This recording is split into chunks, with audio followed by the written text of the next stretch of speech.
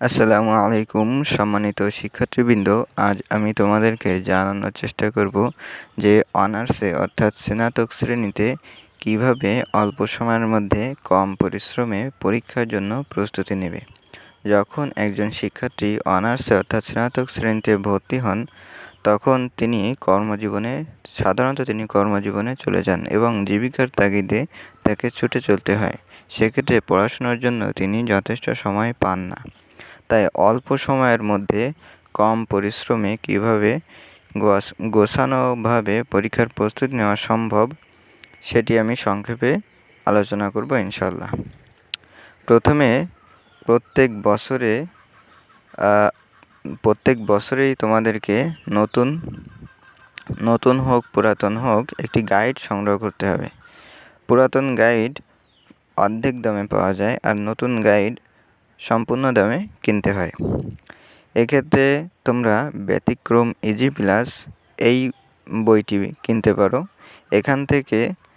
এখান থেকে তোমরা প্রত্যেক যে বছরে তুমি পরীক্ষা দিতে যাচ্ছ তার বিগত 2-3-4 বছরের প্রশ্ন প্রত্যেক সাবজেক্টের। তোমার দেখা গেল অনার্সে মোট 8টা সাবজেক্ট আছে সেকেন্ড ইয়ারে, বা ফার্স্ট ইয়ারে 6টি সাবজেক্ট আছে। এই 6টি সাবজেক্টেরই বিগত 4 বছরের, অর্থাৎ তুমি যদি 2025 সালে পরীক্ষা দিয়ে থাকো তাহলে বিগত 4 বছর অর্থাৎ 21, 22, 23, 24 বিগত 2-3 অথবা 4 বছরের সকল প্রশ্ন এইগুলো তুমি পড়ে ফেলবে। ক বিভাগ সাধারণত পড়ার প্রয়োজন হয় না, কারণ খ বিভাগ প্রশ্ন আর গ বিভাগ প্রশ্ন অর্থাৎ বড় প্রশ্নগুলো পড়া হলে ছোট প্রশ্নগুলো তার মধ্যে অটোমেটিক পড়া হয়ে যায়। তাই এইভাবে যদি প্রস্তুতি নেওয়া হয় সেক্ষেত্রে ভালো হবে। তাই কখন গাইড কিনতে হবে? গাইড কিনতে হবে মনে করো তুমি ফার্স্ট ইয়ারে অনার্সে ভর্তি হয়েছো। এখন যারা নতুন সেকেন্ড ইয়ারে উঠবে বলে ফার্স্ট ইয়ারে যারা পরীক্ষা দিয়েছে তোমার আগের ব্যাচের তারা পরীক্ষার পরে নিশ্চয়ই তাদের পুরনো বইগুলো বিক্রি করবে।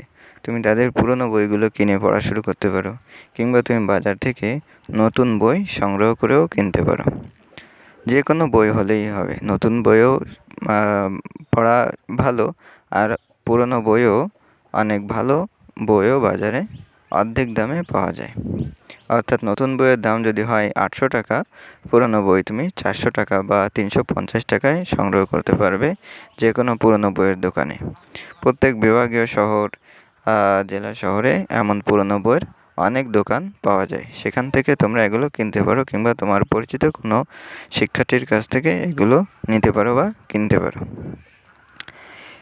আর পরীক্ষার আগে অবশ্যই একটু রিভাইজ দিয়ে যাবে। আর যাদের প্র্যাকটিক্যাল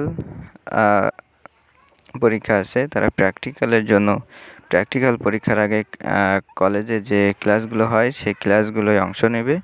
সেক্ষেত্রে ইনশাল্লাহ তুমি ভালো মার্ক অর্জন করতে পারবে। তাহলে দুইটি কথা গেল। এক হলো প্রত্যেক বছর তোমাকে আগে থাকতেই গাইড সংগ্রহ করতে হবে, এবং কোন গাইড সেটি হচ্ছে ব্যতিক্রম ইজি প্লাস। অন্যান্য আরও বই আছে, দিগদর্শন, রেনেসা, কিন্তু আমি তোমাদেরকে বলবো ব্যতিক্রম বইটি কিনতে, কারণ এর ভাষা অনেক সুন্দর গোছানো। যদিও কিছু জায়গায় বানানে ভুল আছে বা একটি দুইটি অক্ষর কম আছে, সেগুলো পড়ার সময় বোঝা যায় যে এইখানে এই হবে, সামান্য একটু ভুল থাকতেই পারে। আর এই ব্যতিক্রম পাবলিকেশন আমার কোনো রকম টাকা পয়সা দিইনি যে আমি তাদের পক্ষে প্রচারণা করেছি। এটি আমি শুধুমাত্র তোমাদের পরামর্শ দেওয়ার জন্য বলছি। তাই একটি গাইড কিনে পড়া চালিয়ে যাবে। প্রত্যেক দিন অন্তত একটি করে প্রশ্ন পড়বে। খ বিভাগের একটি প্রশ্ন পড়বে যেটি 4 মার্ক, অথবা গ বিভাগের একটি প্রশ্ন পড়বে যেটি 10 মার্ক। এইভাবে প্রত্যেক দিন যদি নিয়মিত 15 থেকে 20 মিনিট অথবা আধা ঘন্টা 1 ঘন্টা যদি পড়াশোনা চালিয়ে যাও, সেক্ষেত্রে বছর শেষে তোমাকে হতাশ হতে হবে না। আর কোনো বিষয় যদি কঠিন মনে হয়, যেটি তুমি একা পড়ে বুঝে উঠছো না, সেক্ষেত্রে তুমি তোমাদের শিক্ষকের সাহায্য নিতে পারো, কলেজে যেয়ে সাহায্য নিতে পারো, অথবা তাকে মোবাইলে কল করে সাহায্য নিতে পারো। আর এভাবে প্রস্তুতি নিলে তোমরা ইনশাআল্লাহ অল্প পরিশ্রমে এবং কম সময়ের প্রস্তুতিতে ভালো একটি ফলাফল করতে পারবে ইনশাআল্লাহ।